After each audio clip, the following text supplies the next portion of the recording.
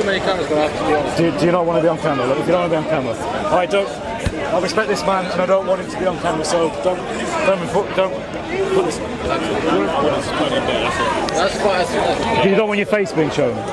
Yeah, even. We'll leave it today. No cameras.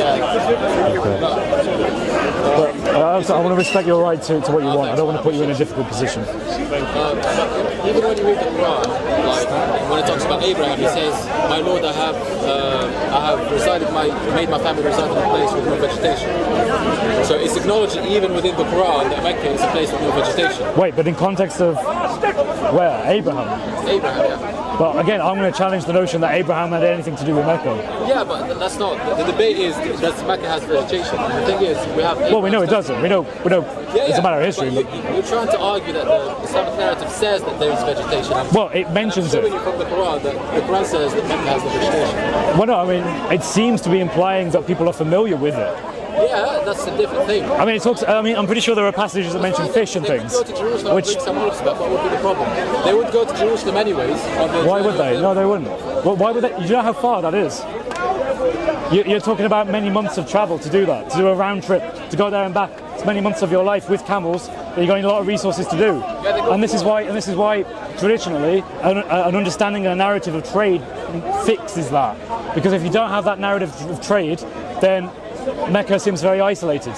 Yeah, but people still lived in Arabia anyways. Like, if Arabia is a desert, and people lived there anyways. Yeah, I mean, Mecca wasn't one of the ideal places. Mecca, it's like... It's not an ideal place, we agree. No, it's very isolated. You know, there's the mountain cliffs right next to it, right? Yeah. You saw in my video the mountain cliffs to the side. Yeah. It's like it's about 1,600 meters drop. Yeah, but the thing is, so you say it's not, that makes it unlikely to be a pilgrimage site, but... Well, I meant in the context of trade in that example, because Yathrib or Mecca, Medina is on the mountain. No, you said in the context of pilgrimage, because this is Mecca, and then you said the rest of Arabia is here. This is, and there's a high point of it, so that makes it unlikely, inconvenient for people to come from here up until Mecca and then go back, right? So that was a problem with having Mecca as a trade center, because as a trade route, you said it's already from Yemen, so there wouldn't be too many mountains. Yeah, like if you wanted to do a trade route from Yemen, you just stick on the right-hand side of the mountain. Yeah, you would never go down. Because to take camels with you, going 1,000 meters down and up again, is a really big ask. Yeah, I still see no evidence that there was a trade route between Yemen and Jerusalem. Well, I agree with that. I don't think there was. There is. But see, the issue, of course, is now you need to explain why are these traditions of Muhammad being a merchant? Because Mecca didn't have the capability to do that. It was a subsistence economy. There's no evidence that there was a trade route from Muslim sources. I'm not talking from... Well, no, what I mean is the Muslim sources talk about him as a merchant, so he's trading things. Right, so we agree at least that, based on at least, that from Muslim sources there is no trade route from Yemen to Jerusalem. That went through Mecca, yeah. Yeah, okay, so that's fine. So now, just don't want to come back to the point about pilgrimage. You said Mecca is an inconvenient place, would be an inconvenient place for pilgrimage. Wouldn't be likely that people would travel. Right, yeah, so can I expand a little bit on that, or what do you want to talk about? I just had a question because sure. What I would say is Mecca was after Islam. We have evidence that it was a place of pilgrimage after Islam. Oh yeah, it was, yeah. So yeah, it was. So people pilgrimage to Mecca, that's not a problem. Well, do you know how that was done though? So Queen Zubaydah, who I think comes from what is Monday, Iraq. So around Kufa Basra, I think. It's somewhere north, right? She actually builds infrastructure to give water to Mecca because the pilgrims need it. This is some point in the 700s. So to me that makes sense. Why? Because Islam has developed and now it's a major pilgrim site. Oh, thank you, brother. They need a lot of this, right? And they don't have JC coming in with bringing it in. So they had to put in systems in place, aqueducts, to actually give that kind of water to the pilgrims. Because again, I mean, if you look at Mecca today, the Hajj is supported by massive desalination plants all along the Red Sea. They take the salt water of the Red Sea, they convert it using electricity into fresh water, they then pump that so that people can get fresh water at Mecca. Because the Zamzam well isn't sufficient. The Zamzam well is still used, but it's on and off. Because if they were to just leave it on full, they'd just suck up all the water out of the ground. And they know that, which is why there are desalination plants. There are Muslim traditions that say that the Zamzam well is infinite. We know that's not true. just practically. You just said it's pumping. You just said it's still pumping. Yeah, it's not infinite as in, you can't just rely on it as an infinite source. It will run out. Like, because when you have 1 million people coming in at one point, at one place, all throughout the year, like it's gonna require a certain amount of pressure. It's not about even the quantity of the water that's in. It's about the amount of pressure that you can get out. I'm afraid no. It is the fact that they have desalination plants. I've actually read the engineer blueprints for it. I went really deep into it, and you know what? It's foreigners who built it. It's like people from Canada.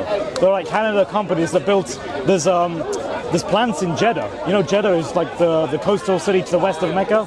Many people, if they want to do pilgrimage, Hajj, they arrive in Jeddah and then they travel to Mecca. And yeah, Jeddah is a major supporter of Mecca in terms of Hajj, because it needs it, because there are so many people there and it demands so much water. The Zamzam well is insufficient. They still use it. Okay, here's another thing. Do you know what they do with the Zamzam water now? It doesn't just come out of the ground and then get distributed. It used to. Now, like a few decades going back, they changed it to go through a plant that filters it. The Zamzam water is filtered. Why is it filtered? Because there are cases of Muslims getting Zamzam water, taking it with them, and then giving it to others, and it turned out the water was bad. So to make sure that it... All of a sudden, it turned to bad water. I find that very surprising. But you see, to me, that just says, well, it's not miraculous. It's just water. It might be nice water, it might even be very clean water, but it is just water. Yeah, look into it. I see Zamzam. What Zamzam is, the state of the well of Zamzam today is a bit, I don't find very relevant, especially to what we're speaking of. Okay, well, it was a point to say that Mecca couldn't have sustained large populations, and for a major pilgrimage site, you would need large populations. Yeah, it still doesn't disprove something. It doesn't disprove it very much, honestly. Because like I've already said, it's like, as a pilgrimage site, I have no problem. It's fine. It's a pilgrimage site.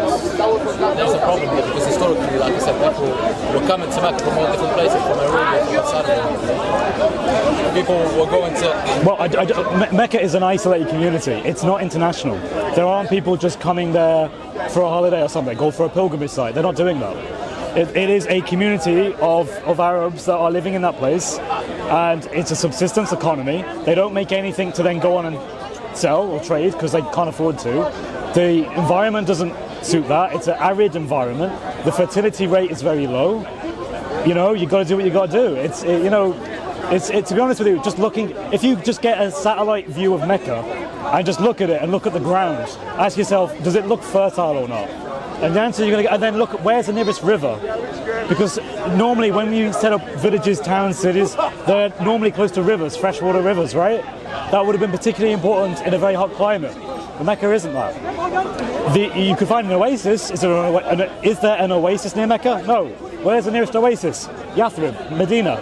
Medina has an oasis. That's good evidence. That makes sense. That's, you know, you could potentially do more with that. Maybe the population was larger. Maybe they could have done something there. But in Mecca, you couldn't have.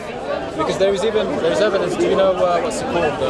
Khaybar. Khaybar, yeah, the place of the Jews. Taif, yeah, further north. Taif is to the east. Khaybar's to the north. They had the strongholds in the sea. Right. Is that what you call it? Sure. Yeah. Like the sea. Yeah, walls of the sea. The walls, yeah. And archaeologically, we still have those walls to this day. Okay. Right, you see it? Sure. So that's evidence, at least, about what we say. It's archaeological evidence that when we talk about Taif and we talk about Khaybar and the walls and everything. Well, remember, my claim isn't that somehow every single claim that's ever been made is wrong. Rather, it's the central claims I find problematic, right? So the idea of Mecca as a major center of pilgrimage, I find problematic. Mecca as any place of significance, I find problematic. Now, I might say something like maybe Muhammad was born there and then moved. That, I think, might make sense. I'm not sure exactly why he moved, but maybe he did.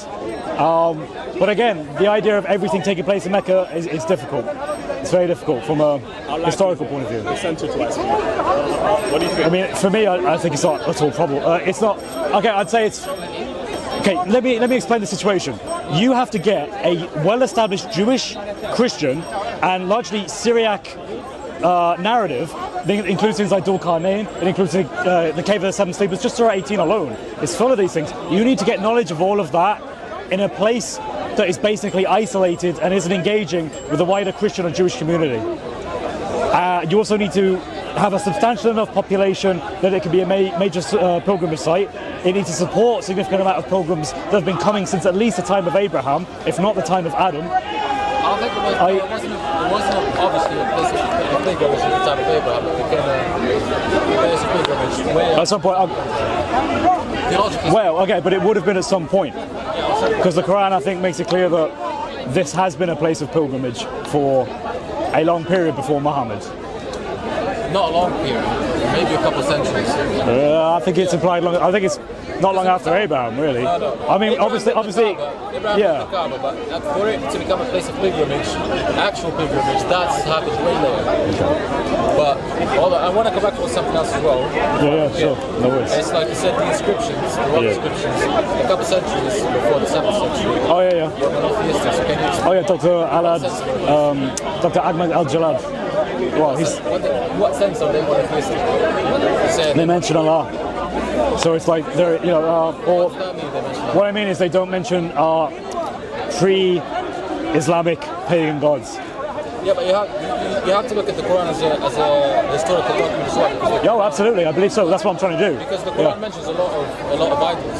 So it mentions Yeah. Manaz, Uzza, and Oh yeah. Well, you can find those names in the 3rd century. You can find them in the Hijaz in the 3rd century. Yeah. Well, that's great. Yeah, but then they die out. So for hundreds of years, and we do have inscriptions of that period, of that place, they're able to mention Allah. So it seems as if whatever context Muhammad came to, it was a largely monotheistic context. Yeah, but then it wouldn't make sense for the Quran to condemn polytheism and the thing. Well, now this is an interesting thing. I think there are certain parts of the Quran that, using the traditional standard Islamic narrative, it doesn't make sense. So we look at Surah Al-Ma'idah 82. And it's it's basically, it says, paraphrasing. Sorry, sorry, bro, sorry. It makes sense to me why Muhammad stopped following Jesus and thought that Jesus was going wrong and he had to make something better. Well, Let's go. But anyway, No, it's not, no worries. I don't know if you know Ian. I'm his son, I'm his cousin, and he said you're very knowledgeable. He wasn't from. Thank you. What's your name? Jeff. Jeff. Nice to meet you, Jeff. God bless. It says you will find that those with the greatest enmity towards you are the Jews. And this is the interesting word, and I think the word is mushrikun. Basically the polytheists. Hold on, 582. Yeah. Because this verse has always been a verse that, to me, I've always struggled with, because it doesn't seem to add up to me. Yes, exactly. It doesn't add up to what you're saying. Well, no, I'm looking at it through Islamic eyes. I'm trying to think of, okay, well, I know what the Quran claims to do in these places, so this must work with this. But it doesn't. So let's read it and let's see what happens. As it says, you will surely find the most intense of the people and animosity towards the believers are the Jews and those who associate the Muslims. Okay. Yeah. You will find the nearest of them in affection to the believers, those who say we are Christians. That is because we are Christians amongst them because they're not arrogant. So the thing that finds that bizarre to me is the associators, the mushrikun, aren't those Christians in that period? Wouldn't that be Trinitarian Christians? No, that's what he's talking about. He's referring not to the Christians because obviously he's saying those that. But it says associators. The Quran makes it clear, and it uses that term to describe us. When it talks about associate, when it talks about mushrikun, usually it's talking about the pagans. It doesn't use that word for the Jews and Christians. Yeah, but my point is it uses the term associators, I think in other verses, about Christians who believe that God is three. Really? I find that very bizarre then. I find that very bizarre. It uses the word kufr as in disbelief for the Jews and Christians, but it doesn't use the word Muslim. Because even despite the fact that they do commit shirk theologically, the Quran makes it distinction. Right, and how do you commit shirk though? You associate. Say again? How do you commit shirk? Is it not through association? Yeah, but the Quran makes a distinction still between the Jews and Christians and the pagans, because the pagans, obviously, as you can imagine, they are Sure. So they are called mushrikun primarily. Right. Okay, so here's an interesting thing. Sorry to jump in.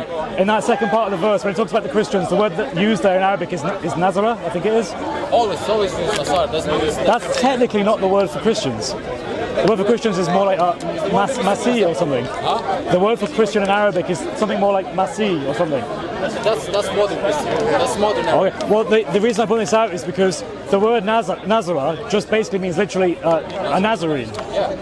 Well, you see, what's interesting is in historical terms, we have accounts of people who are called Nazarenes, who are Judo-Christianizers, basically. And our church fathers write about them. And this covers people like the Ebionites, it covers people that are alternative groups that are not part of the church. So I'm wondering if a better way of looking at this is actually the Quran is saying, those that you will find greatest enmity is the Jews, because I think the Quran does actually condemn rabbinic Jews quite strongly, and the associators, i.e. Trinitarian Christians, but you will find those that you find easiest to get on with are those who call themselves Nazarenes, because there's a particular group called the Nazarenes. No, but the reason that would make sense is because the Quran always calls the Christians Nazarenes. That's all. The problem I have with that, though, is that it seems quite clearly, though, that anyone that says that God is Father, Son, and Holy Spirit, by the Quran's own understanding, you look at Surah 4, Ayah 171, is an associator. Surah 4 there is no verse that says that the Christians are associated. No, I'm pretty sure if we go through this, we can find things that say anyone that says, like, Jesus is the Son, why is that condemned? It's because it's associating the Son with the Father. Right, so associating. The Quran makes a distinction, even despite the fact that that is shirk, but it makes a distinction between the pagans, because that's obviously the highest step of shirk. Yeah. Distinction between those Jews and the Christians, because they are close to the truth and the pagans. Okay, let's take your interpretation of the verse. So those who have the highest enmity are the Jews and the polytheists, but you will find the least with the Christians. But historically that wouldn't have been the case, because if they would have encountered so many Christians from Ethiopia, from Egypt, from Syria, from Yemen, who would have been Trinitarian Christians. But the Quran condemns them very clearly as those who are associating. Where's the contradiction there? So you're saying... No, my point is, it's just a weird thing to think about, because... them and then saying that they're close in what's the word? Close in affection, that's not a contradiction. Well, it's a very weird understanding, though. Basically, you're saying, the Quran is saying, you're going to have difficulties with the Jews and the polytheists, and those that you're going to be having a much easier time getting along with are the Christians, but the Quran also tells you these Christians believe in three gods. What's the problem? The gospel does the same thing. But no, what I mean is like... there is no contradiction between condemning something theologically and then saying... I'm not saying it's a contradiction. I'm saying it's just a very difficult passage to get your head around. It makes perfect sense. Well, I mean, there are other examples of this, right? There's a verse in the Quran where it says it's not permitted for Muslims to marry polytheists. Okay. There's also another verse in the Quran that talks about those who are saying three. This is 4171, I think. Those who say three, they should stop because you're associating with Allah, which is a form of polytheism. The Quran in Surah 5, Ayah 5, I think it is, or 4 or 5, says it's permissible for a Muslim man to marry a Christian. So how does that work? It's not permitted for you to marry to marry polytheists. Christians who say Trinity are polytheists, you can marry people of the book who are Christian. Because of the same thing that I've said, the people that are called mushrikun is basically referring to the pagans, because they are the highest level of shirk. Whereas the Christians get a better treatment because they are close to the truth. That's what I'm saying. Wait, okay, so now think of this weird scenario. That's how it works. What you can basically do is, the Quran is basically saying, if you meet a polytheist who's not of the book, who believes there's two gods, right? That would be worse for you than a person of the book who believes, according to the Quran, in three gods. No, but you understand, the Quran is telling you it's permissible to marry that person who the Quran believes is believing in three gods, but it's telling you it's forbidden for you to marry a pagan who believes in two gods. That's what I was talking about, so you can look at yourself. I know, because I know, because you see how... I'm not saying this is necessarily a contradiction, I'm saying it's just a very weird way of doing it. The Islamic perspective, the Islamic paradigm is basically that Surah 5 just abrogates what it said before. But if it abrogated it before, what was the point of revealing that verse? The verse was only there for like a few years. What was the point of it? What verse? Say again, I lost you. Okay, so there's 5, I think it's Ayah 4, so Surah Al-Ma'idah Ayah 4 or 5 is the final one where it says it's permissible for Muslim men to marry people of the book, women, and then there's, I think it's in Surah Al-Baqarah, I need to find the verse, but it basically says it's not permissible for Muslims to marry polytheists. And then I don't think it's an obligation. well, I'm pretty sure the normal Islamic perspective is that Surah Al-Ma'idah ayah 4 or 5 abrogates that verse. I'm not sure about that. Alright, fair enough. Well, Because I'm trying to think, because there was Muslims that were Jews and Christians even before them. well, yeah, but the majority of them would have been Trinitarians, and that's why historically it's very problematic. You're trying to argue that believing in two pagan gods is better than believing in... Well, I mean, if that situation are right, well, what I'm saying is, if you just look at it logically, the Quran says don't go with polytheists. The Quran says those who associate with Allah, like the Christians who say there are 3 gods, that's association. That's bad. That's multiple gods. Because actually, yeah, Surah Al-Ma'idah 116 is that hypothetical conversation where Allah says to Jesus, "Did I tell you to take Allah, yourself, and Mary as 3 separate gods?" So yes, it does accuse the Christians, the Trinitarians, of believing in 3 separate gods. We're not debating that one. That's fine. Calling them Muslims. It doesn't call them Muslims. What do you mean by that? You know, you said the Mushrikun. Mushrikun, right? Oh yeah, it's basically yeah, but it doesn't call them Mushrikun. So it's basically it's a very easy concept. I don't understand. No, it's because if you just reason the verses out, it's not. You can't be with polytheists. Jesus is asked by Allah, did I tell you to take yourself, Allah, and Mary as 3 separate gods? And then Surah 5, ayah 4 to 5, it's permissible for Muslim men to take females from the people of the book.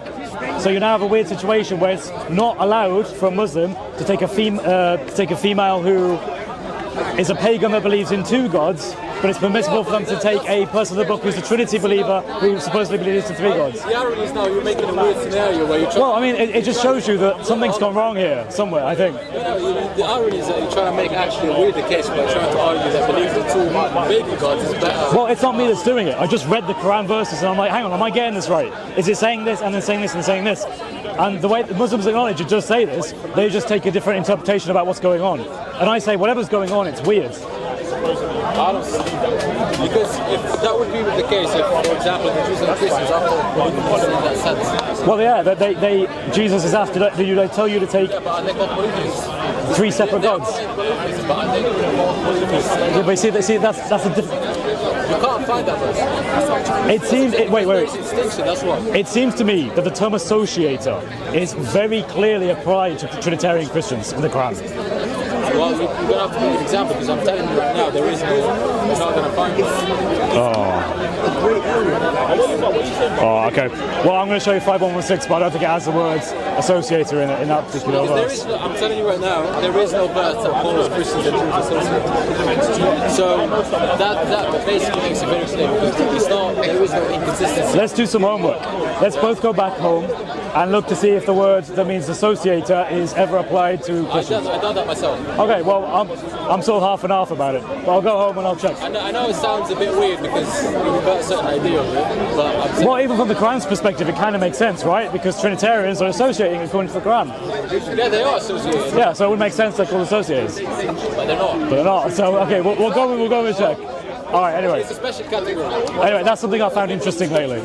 Okay. Yeah. Is there anything else you want to bring back to? Talk about the scriptures. That was a good point. So, hold on. The scriptures that were in the 2nd century, were they written in Arabic? A proto form of Arabic, yeah. Because Arabic, the Arabic the Quran is written in is Northern Arabic, and it comes from a Nabatean form of Aramaic. So it takes that and then evolves from that into Arabic that we have today. And this, of course, wasn't fully finalized until a little bit after Muhammad. And this is why Uthman didn't write his codices with the vowels and the, so on. That wouldn't make sense because even the Torah, the vowels were added. Many times later, yeah. About 1,000 years, not more than 1,000. Like about 1,700 years after Moses, but that doesn't mean that Hebrew is a new language just because that came out right away. So even similar with Arabic, you can apply the same thing. You can say do you believe Arabic existed long before Muhammad?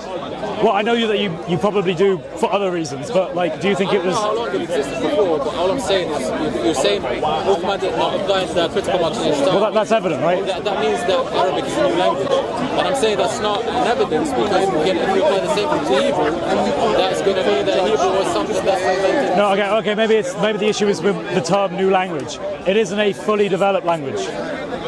In the same way that Hebrew was still undergoing development of vowels for a long period. Vowels do not mean that because vowels, because first of all, grammar rules and writing comes after the language is invented, right? So that's not. The Qira'at, wait, but what I'm trying to get is, with the Qira'at, where there are ayat of differences, it's usually only two possible things it could be. It could actually be a lot of other things, but they don't pick those because it wouldn't make sense at all, or it would be blasphemous, or it would contradict. So they know it can only be this or this. But there's difference, and this is why there's so much uniformity, because everywhere knows in Arabic it can only be this or this in the context, which is why there's uniformity. But it's not complete uniformity, because again, it can be two things. So some imams from some places went with this reading, some imams went with this reading. No, but with a lot of them, it's not as simple as can I ask? It could only be two things. It can be way longer. I've never seen more than 4 on a single ayah. If you showed me more than 4. I have to see for myself, but as far as I know, it could be, it can be way more. And the fact that not reasonably though, not like, I mean, you could... And still have it make sense. I'm not talking you can have it a different way and have it completely make sense, because then that's besides the point. I'm saying there could be more ways that could actually make sense, but we don't find it to be those. Well, I trust the Islamic scholars when they say, it can be read in these different ways and there's disagreement about it. I just accept what they say. You look into it. I spoke with Fadel Soliman and he seemed to imply most of the time it's only like 2 per ayah. Sometimes you might see 3, sometimes 4, but that's kind of about it. So can I add 4 possibilities? 4 possibilities. So for the same ayah, it could be read according to 4 different readings. Okay, but you just said yeah, mostly it's 2 per ayah. Mostly, yeah. Like this is why Christians and non-Muslims will say, in the Walsh it says this, in the Hafs it says this, and that's because there's only those 2. Because technically the Hafs, Dawley agrees with Hafs, for example, so does X, Y, and Z, and then maybe Walsh is the outlier, or maybe it's Walsh and some other one that have the other reading. For example, I'm just trying to think of something. Like, for example, the Surah 2, Surah 1, the owner of Ayah 4, yeah. You can actually even read it in a way that says he owned the Day of Judgment, as in the past. So, for example, instead of Maliki or Malik, you can say Malika, and it would mean that he owned in the past and in the present, like in the present continuous, the Day of Judgment, but we don't find that. That's just, it's an example I think I just thought of the top. Well, the past tense is difficult because, technically in the Quran, a lot of things that are translated in the present or thought of in the present are actually technically in the Arabic they're posed in the past. But that doesn't mean that Muslims think they're in the past. They just accept that as a style of writing. Yeah, it's a style.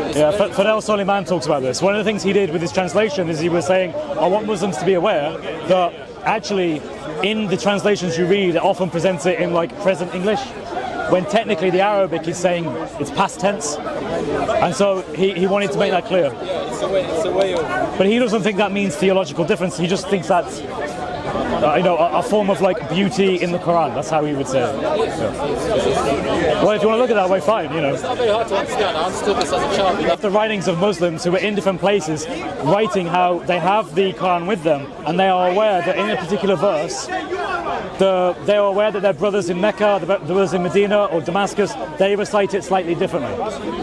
The early Muslims weren't like afraid of this. They embraced the fact that they knew there were variants. Yeah, of course, yeah. We know this. Which is good. Like, it's good that they didn't hide that. They were honest about it and said, we are aware of these things. You see, how I would do that as a Muslim is I would abandon the idea of a perfectly preserved textual Quran. I would say that's not possible. Well, that's because the thing is, we've always had in the parallel the 2 narratives of preservation and also the Qira'at. Because even me, I'll be honest, I wasn't brought into the West, but when I came to the West, I was surprised to see that the Qira'at was as extreme as topics as it was in Tunisia. For example, everybody knows about the Qira'at. Even when you see the story of how Atul found out about the Qira'at, what I take from that story is very different from what everybody takes from the story. Wait, when you say the story of how they found out about the Qira'at, what do you mean by that? So she went to a Moroccan shop and she asked for a Quran. Oh, Hatun. Oh, sorry. Yeah. I thought you were talking about an Islamic hadith. Sorry. She was asked which Quran. Yeah. She was surprised with that. But my point is, what I see from that is the fact that he asked also that demonstrates that he asks that to everybody.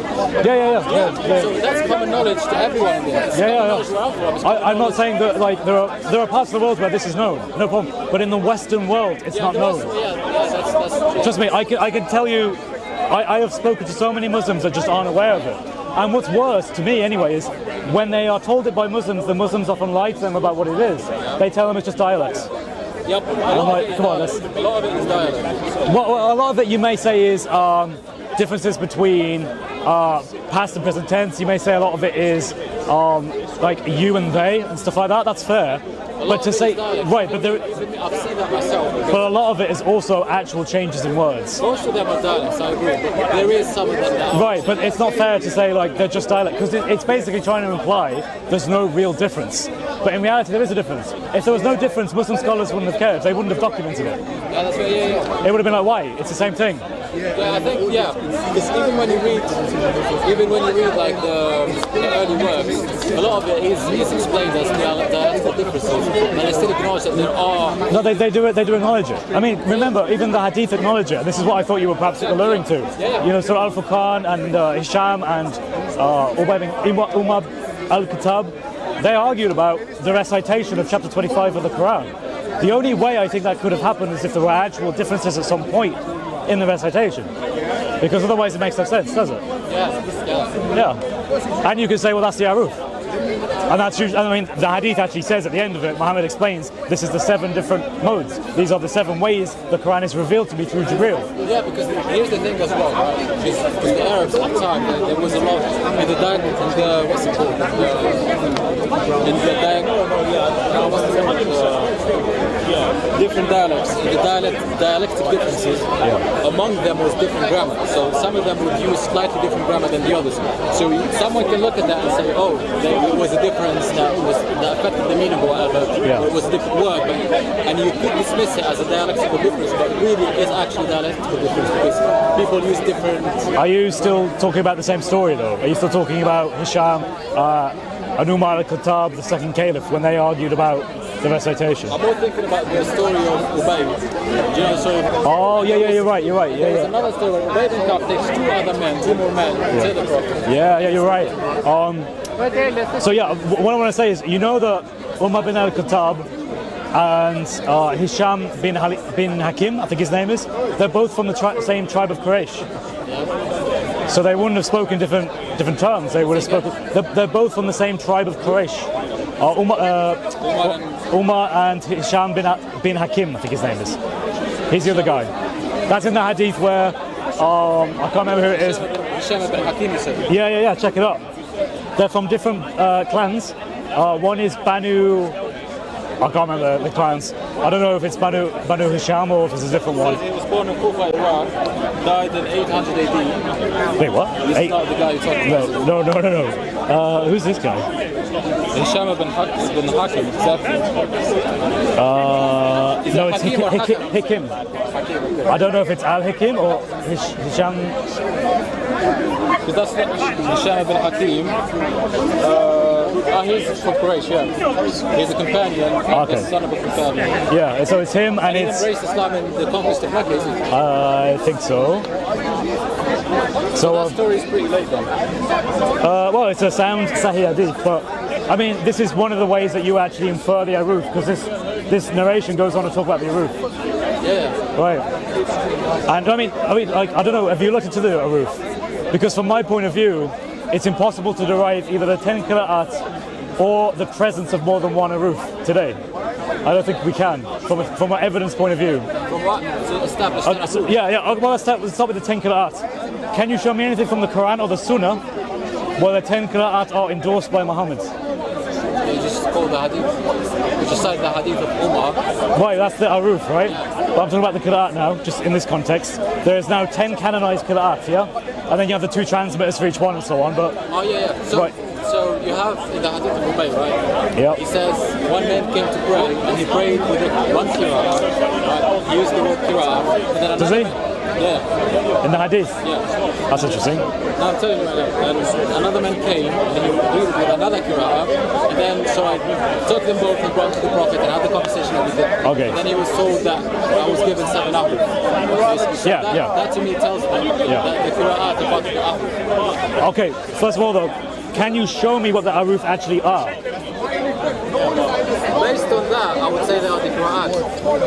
They are the same thing. But then there's 10 qira'ats. So how do we go from 7 Aruf to 10 qira'at? Is it divided into parts? And like no, that's easy because if you have two Aruf, for example, yeah. then for one verse you take one Aruf, and then for another verse you take the second Aruf, then all of a sudden you can produce about four qira'at based on 2 Aruf. But how do you know that A, 10 is the correct number that you were meant to get to, and B, how do you even validate that the Aruf are in the qira'at? There is more than 10. Well, about 30. When you include the transmitters and so on, sure. I'm just talking about the actual. I'm talking about actual qira'at that were in the time of Uthman, there was about 30. And then it was that is true, there was. I mean, that to me raises another problem. In the early period, there was a lot of different forms of recitation of the Quran that are not accepted today. Yeah. And how did that happen? Yeah, because here's the thing, right? So in the time of Abu Bakr, this wasn't a problem. In the time of Umar, this wasn't a problem. This started to become a problem in the time of Uthman. So Abu Bakr does his codex based on one problem. The problem is because the people who recite the Quran have been dead. And well, thank God that he comes to me and he asks me these questions because it gives me a chance to talk to him.